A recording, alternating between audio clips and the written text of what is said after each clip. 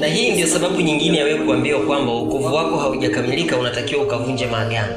Sababu nyingine ni kwamba Mkristo anapopitia majaribu ama anapopitia mateso au changamoto fulani, basi anaona kama hakustahili kupitia hiyo changamoto.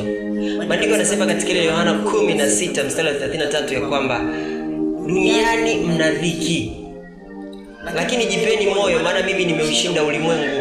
Yesu anaambia wanafunzi wake duniani kuna dhiki, na maana watapata dhiki duniani, lakini wajitie moyo kwa sababu yeye ameushinda ulimwengu.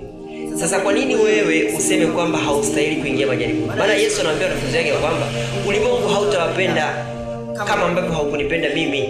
Na Yakobo anasema kwamba kuwa rafiki wa ulimwengu ni kuwa adui wa nani? Ni kuwa adui wa Mungu. Yaani kuwa rafiki wa ulimwengu ni kuwa adui wa Mungu. Sasa inawezekanaje kwamba Mkristo useme ya kwamba eti hauwezi kuingia kwenye majaribu, ukiingia kwenye majaribu umerogwa? Hapana. Biblia inasema kwamba furahini hata mnapoingia katika majaribu. Yakobo anaandika anasema furahini mnapoingia katika majaribu, mhesabuni kuwa kwamba ni kazi timilifu, kwa maana hayo majaribu yanawaleteeni saburi, na saburi kisha kuwa na kazi timilifu, na ninyi muwe wakamilifu bila kupungukiwa neno lolote. Mnapoingia katika majaribu ndipo mnapimwa kujua kwamba imani yenu ni kamilifu katika Kristo au la, au mmemfuata Kristo tu ili awapatie vitu fulani kisha muondoke. Kwa Kristo anataka watu wakamilifu ambao wanamtaka yeye kwa mioyo yao yote, kwa nguvu yao yote, na kwa akili yao yote. Anasema kwamba uwe moto. Ni bora uwe moto uwe baridi. Ukiwa vuguvugu nitakutapika.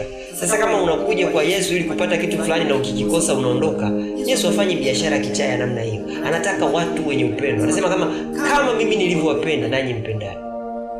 Anasema kwamba kama huwezi kujikana mwenyewe na kubeba msalaba wake na kumfuata yeye, hauwezi kuwa mwanafunzi wake. Kama hauwezi kubeba shida zako, hauwezi kubeba matatizo yako na kumfuata Yesu hivyo hivyo ulivyo, hauwezi kuwa mwanafunzi wake.